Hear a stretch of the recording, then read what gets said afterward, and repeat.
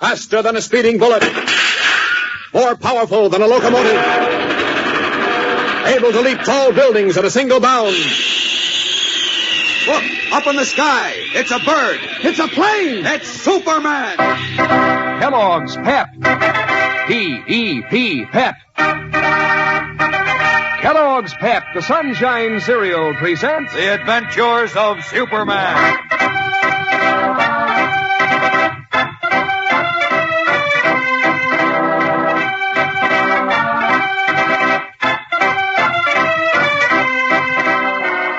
Today, Superman gets a hunch that means the beginning of the end of the evil mystery strangling the town of Freeville.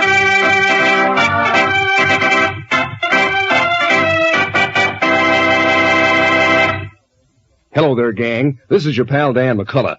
You know, I'll bet there's nothing that you look forward to more eagerly than following the adventures of your favorite characters in the funny papers. That's why those comic buttons in the new series that come as prizes and packages of Kellogg's Pep are making such a hit, because it's just as if these folks like the Little Moose and Goofy and Beezy and Superman had come alive. You have their bright-colored pictures on sturdy white enameled metal buttons that you're mighty proud to wear pinned on your jacket or your dress or cap.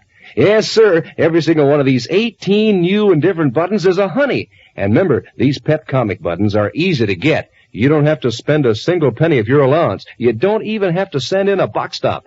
Actually, you can't buy these buttons anywhere. They come only as prizes in packages of Kellogg's Pep. That's P-E-P, the Sunshine Cereal. Yes, and Pep's a dish that's just right for breakfast these cold mornings. It's so sunny and golden toasted and delicious. Why, that famous sunshine flavor is so doggone tantalizing, your spoon keeps digging in for more. And before you know it, your bowl's polished clean as a whistle. Mom likes that because Pep's so good for you. So ask her to get you some Kellogg's Pep next time she goes shopping. And now, the adventures of Superman. While Superman searched for them, Lois Lane and Jerry Barton, a young war veteran, were eavesdropping at a secret political rally in the woods at which Edward C. Clayton, rabble-rousing ex-governor and senatorial candidate, made a vicious, un-American speech. Discovered by Clayton's henchmen, Lois and Jerry, to their surprise, were greeted cordially by Clayton, who assigned 2 men to escort them safely through the woods. After a long walk, the men instructed them to continue straight ahead, saying they would soon reach a highway. The men then departed, chuckling over the fact that the girl reporter and the war veteran were headed directly toward a deadly bog of quicksand. As we continue now, Lois and Jerry have emerged from the trees, where before them stretches what appears to be a mossy clearing. Listen. Look, Jerry, you can see the highway through those trees. Gee, our tough friends were on the level after all. Well, it's a highway, all right, Miss Lane. But it's miles from where we left my car. I wonder what was the idea they're bringing us way out here. Well, Clayton said we might get hurt if we ran into any of his followers. Maybe that's why he sent us the long way round. Maybe. But I wouldn't trust that guy as far as I can throw a Sherman tank, Miss Lane. Well, neither would I, but he wouldn't dare let anything happen to us. I don't know about that. Well, we'll talk about him later. Right now, I'm anxious to get back to Freeville and tell Clark Kent all about this, Jerry. Have you got your breath back? Sure. Come on, then. Let's go. Okay. When we get on the highway, we'll flag the car and we get... Jerry! Look out! What the... Jerry! I can't walk. Gee, hold the fight, Miss Lane. We've walked into a quicksand board. Oh, no! Yes. Look, stop threshing around. It'll only pull you under faster. But I've got... Try to work your way over that limb. It's hanging over the edge of the bog. But we can get a hold of those branches. We can pull ourselves out. But I can't move. I keep sinking deeper. You gotta keep trying, Miss Lane. You've got to. It's no use, Jerry. I'm almost down to my waist now. Try to keep calm, Miss Lane.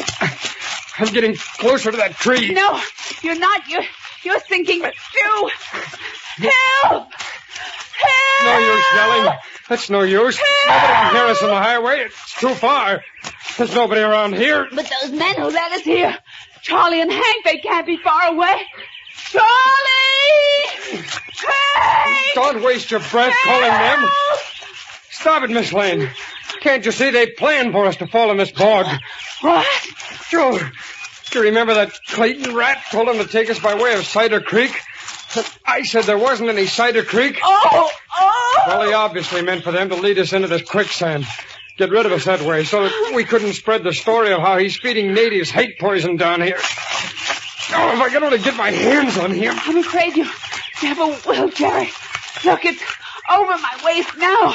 In a few minutes. Don't lose your head, Miss Lane. I'll get to that limb somehow. Oh, Jerry, Clark told me not to leave the hotel. He said I'd get into trouble if I did. Never mind that now. Just take it easy while I try to reach that tree.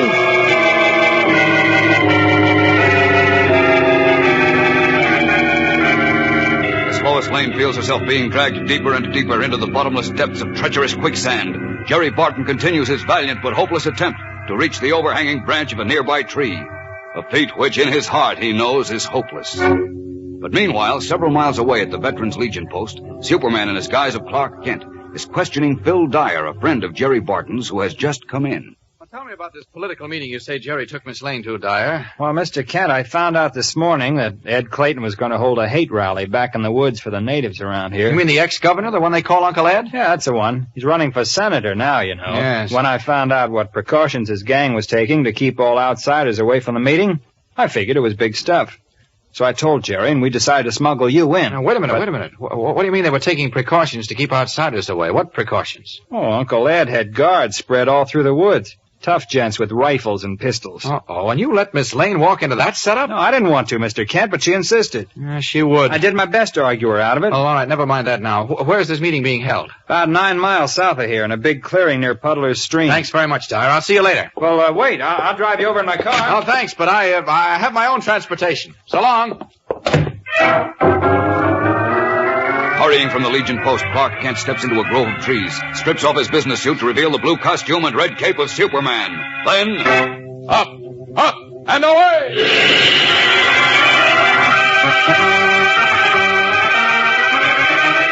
Leaping high into the air, Superman rockets away to the south, over fields and woods. He checks his flight above a large clearing near a stream, where a rough plank platform stands. That must be the clearing Phil Dyer meant. Nobody here now, though. Lois and Jerry must have left with the others and gone back to Freeville. Well, that's a relief. Now I can turn back. Wait a minute. What's that?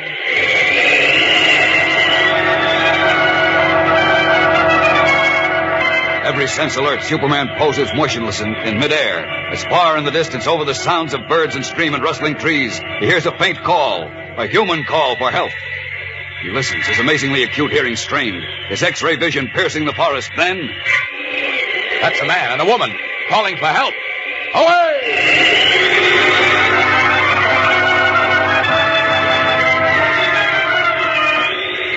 Great Scott. Lois and Jerry Barton unconscious and being dragged under the surface of a quicksand bog. Down to them. Down! Lois. Jerry. Oh, if only I'm not too late. I've got to get them to a doctor in a hurry. Up with them now. There we are. Up and away!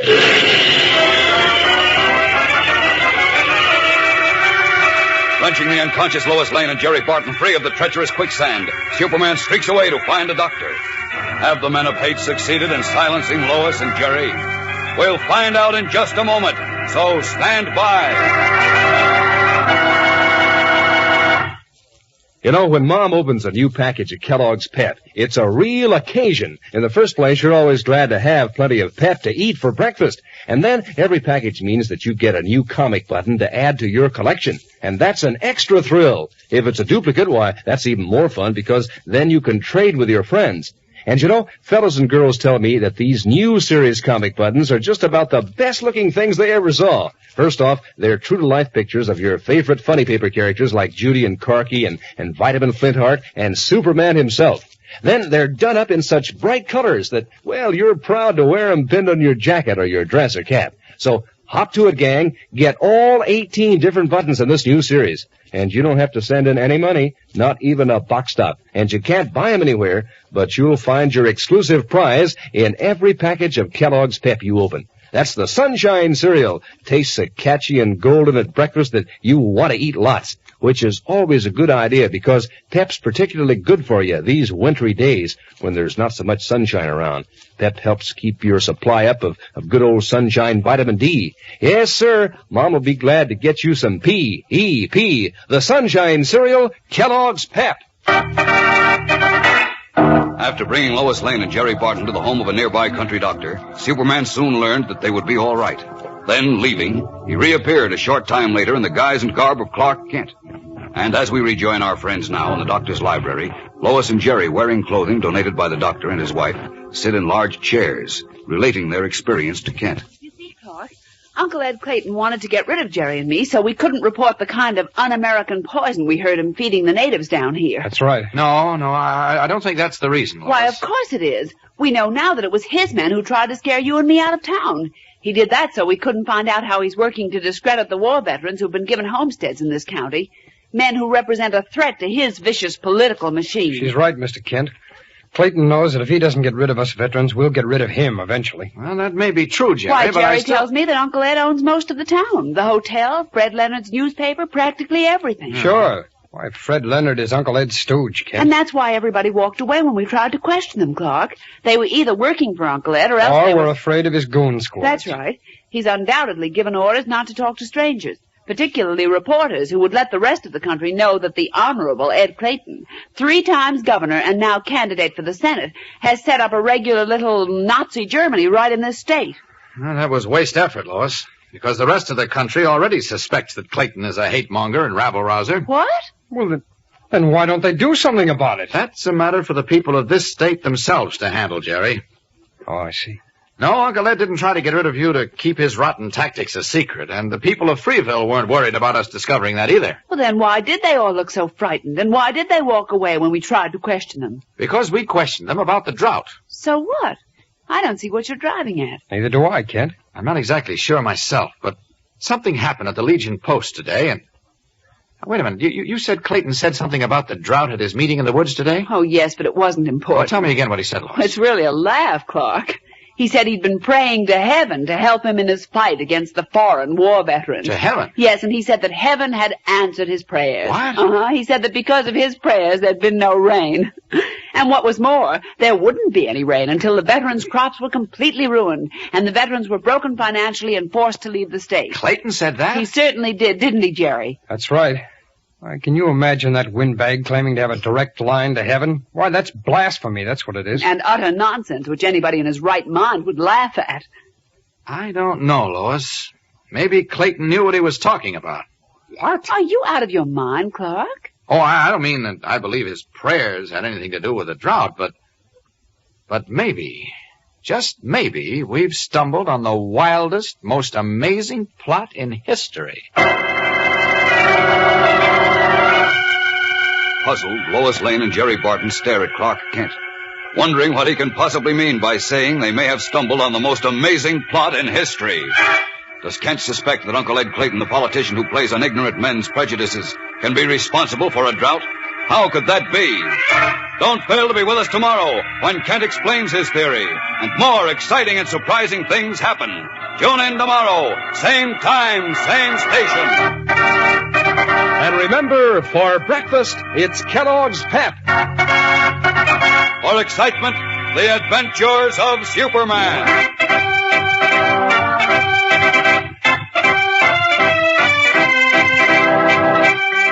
Superman is a copyrighted feature appearing in Superman DC comic magazines and is brought to you Monday through Friday at this same time by Kellogg's Pep, the Sunshine Cereal. Say, it's more fun than a picnic, gang, to open up your own individual package of your favorite Kellogg's cereal, pour on milk, and eat right out of the box. That's the Kel Bowl Pack in Kellogg's Variety. Saves washing dishes, and Mom likes Kellogg's Variety because it's got those nutritious Kellogg's cereals that are so good for you. 10 packages in all, different Kellogg's cereals like Pep and Rice Krispies and Corn Flakes in a handy white, green, and red package. Just be sure it's Kellogg's Variety. And be sure to be with us tomorrow for the thrilling adventures of Superman. This is the Mutual Broadcasting System.